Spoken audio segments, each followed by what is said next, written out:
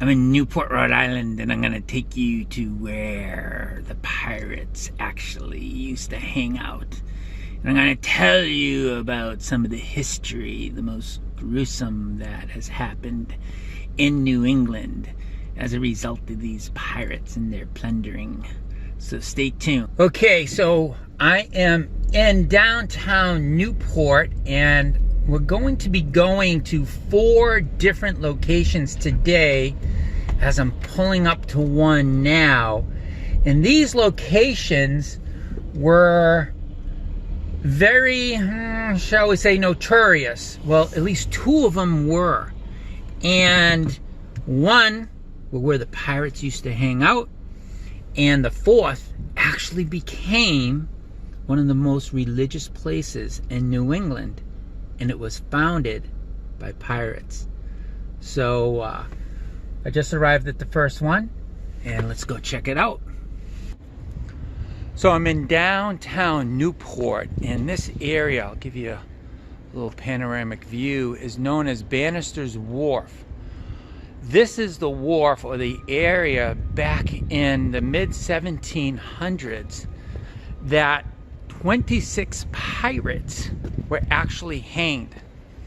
And it was the largest mass execution at that time in our entire country. So the interesting thing about the pirate history in Newport is they were first embraced, and that Newport was actually founded in 1663 by a pirate. Believe it or not. One of the pirates were Thomas Tews, or Tew, it's T-E-W, Thomas T-E-W, there's actually a rum named after him, was on the founding charter of Newport, and he was known as a pirate. And so basically what happened was pirates would go over to the Red Sea area, and initially they were raiding Muslim ships, and that was all fine and dandy as far as the British were concerned, because Newport and the colonies were British colonies. And a lot of these pirates, and here's an interesting ship behind me, take a look at this, looks like a pirate ship. A lot of these pirates basically were in the Royal Navy, and then what happened is they became privateers, so they had a charter to go out and raid on behalf of England.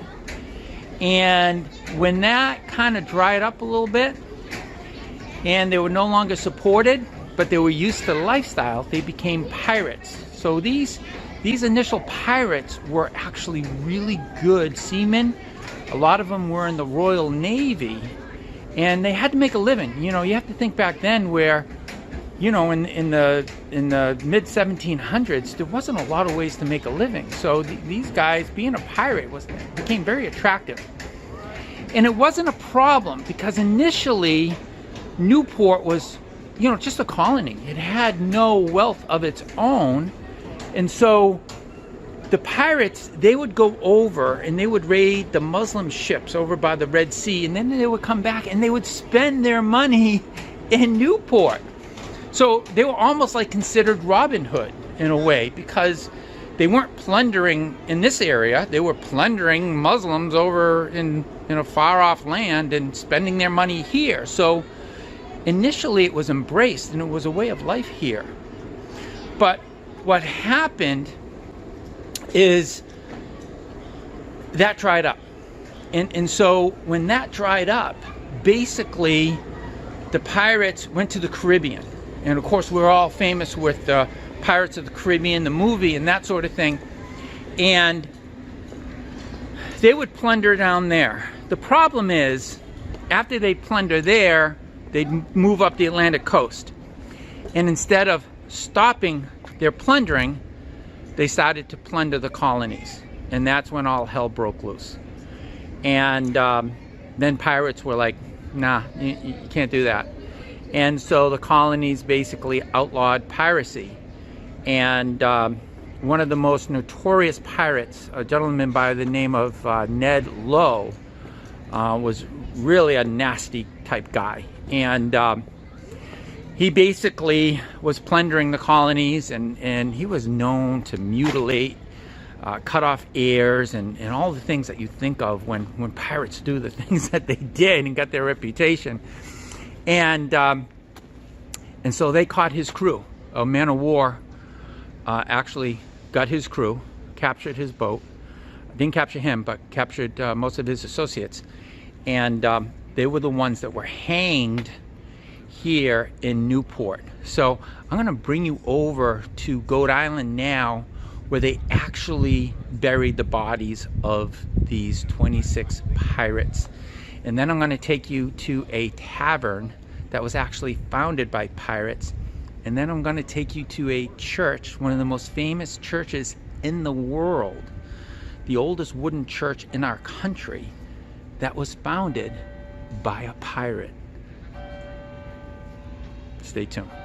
Okay, so now I'm heading over the causeway to what is known as Goat Island.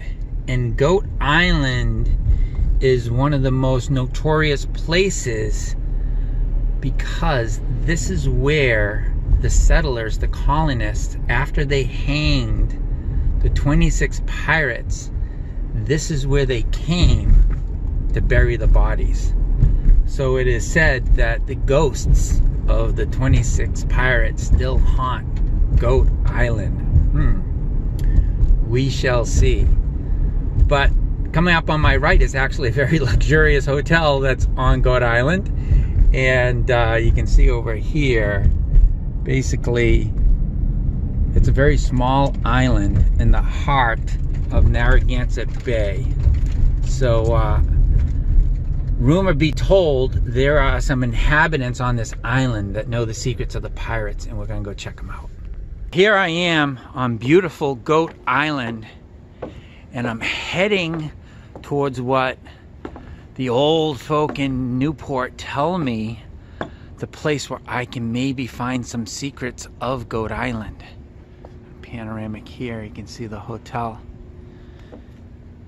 And so we're gonna walk these beautiful grounds, and if you can imagine ships back in the mid 1600s, 1700s, 1800s, Narragansett Bay is where they would come in, and they would unload their bounty here in Newport or go all the way to Providence. And so from a strategic standpoint, if you're on a ship, basically you need to have livestock, right?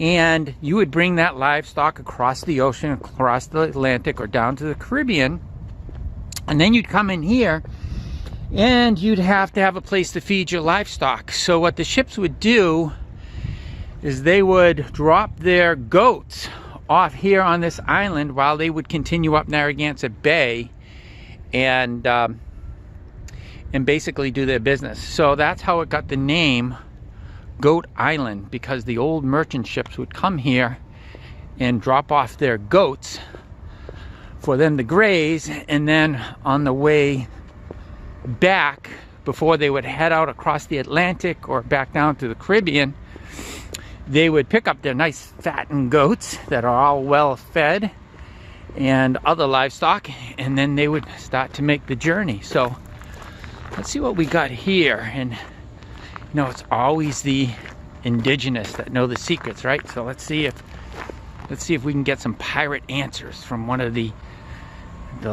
longtime residents of Goat Island. Hey buddy, how you guys doing? Hey, I want to ask you, what do you know about the pirates of Goat Island and them being buried here? Do you know where they're buried? Tell me the secret. Do you know? Hey, do you know? No, I don't think they're going to tell me. I think they're going to honor the pirate code and not tell me. You going to tell me where they're buried? Yeah? No, you just want something to eat, I guess, huh? All right, buddies. Hey, anyway, everybody, bottom line is they were buried between the high and low water marks here on Goat Island. So I just wanted to share this with you. Little interesting tidbit of history. And where we're going to go now is a place that was founded by a pirate. It is known as the White Horse Tavern. It is the oldest restaurant in our country, in America. Arrrgh, if you're a pirate and you've been sailing the Caribbean and you have money to spend, you want to drink it, right? You want to have fun and you want to spend your plunder. Well, guess what? This is the place you would do it. This is the White Horse Tavern right behind me. This was founded by a pirate, and it is the oldest restaurant in America. It is a National Historic Landmark. So let's go take a peek inside. Okay, so I am inside the White Horse Tavern with the manager, Dominic, and he's going to give us some interesting historical tidbits about the history of this most famous Newport restaurant. Hi, Dominic. Hello, good morning. So who was the pirate that actually bought the tavern or made it into a tavern? I know it was a two-room home at first, but who was the pirate that actually bought it and turned it into a tavern? It was William Mays and his father. William Mays Jr. was the pirate, and his father was a blacksmith. Very They cool. converted the building to a tavern in 1658. It was originally built by Francis Brindley, constructed by Francis Brindley, a four-room, two-story residence, and then taken over in 1658. The wife of the pirate, Mary Nichols, and her brother Robert, it succeeded them, and it stayed in their family for almost 2 full centuries. So we're in the kitchen, and tell me about this room. I'm gonna get a shot over here so people can see it. This was the kitchen area, and upstairs from us was sleeping quarters. So in here, tucked in the fireplace, we have a little beehive oven. You've got some original floorboards that date back to the 1650s. The really wide planks here, what's called King's Pine. You got a few of these on the floor here. But basically, all the framing of the building, all the chimney work in the building is all original and dates back to 1652. There was a major restoration in the 50s, but yes, all your chimney work and all your framing original. So this is the room, really, where the pirates would come here, the kitchen, because they would eat here and they would hang out here. They would eat and then they would sleep upstairs, and then you had the sitting rooms on the other side here. But yeah, this is all part of the original structure. So tell me about the ghost that supposedly... So it's been documented, from what I understand at the Redwood Library, that a gentleman died here in the tavern in the late 1600s. At that time, sleeping quarters were upstairs, so he died here in the tavern. He contracted polio, and they never identified who he was. For whatever reason, whoever was traveling with him left with his belongings, so he was never identified. So they believe that his spirit may still be in the building. Super cool. I personally have not seen it. You haven't experienced it? Years, but that's okay. All right, that's okay. Hey, so just to end, hey, the White Horse Tavern is open to the public for lunch and dinner. If you're visiting Newport, come check it out. It's super cool. It's awesome to be able to actually eat in a place where pirates, seriously, back in the mid-1700s, would drink and eat some of the best food. It's the oldest restaurant in America, and we invite you all to join us here. Thanks, Dominic. Thank you. Here is the last stop on my little pirate tour of Newport, Rhode Island, and I'm walking up to Trinity Church. Trinity Church is the oldest wooden church in our country, and this is where Queen Elizabeth comes when she visits America. She's come here numerous times, and it has a pirate history. Of course it does. So in the mid-1700s, a very notorious pirate by the name of Thomas Payne basically became an outstanding citizen of Newport. He was one of the pirates that basically kind of turned another page in his life and really benefited Newport. And one of the things he did was become the founding members of this church, Trinity Church. And again, this is the oldest wooden church in our country. I don't think they allow me to film inside. So Thomas Payne actually was, during his pirate days, was a very close acquaintance of the infamous Captain Kidd. But he fell in love with Newport, and one of the things he did was he became extremely religious, was a founding member of this church, and he ended his pirate ways. I'm going to scan over here so you can look down and see Newport Harbor. So not all pirates were bad, and kind of to summarize this little segment is Newport embraced pirates in the beginning. You know, without the pirates, Newport wouldn't be the port it is today. It had no wealth before the pirates, and it's pirates that brought the wealth initially. And then over the years, Newport became one of the wealthiest places on earth, where the richest Americans, like the Vanderbilts, the Macy's, the Goulds, all built their mansions and played. And of course, JFK was married here at St. Mary's Church, and Eisenhower spent his summers in Newport. So Newport over the years became extremely famous and continues to this day.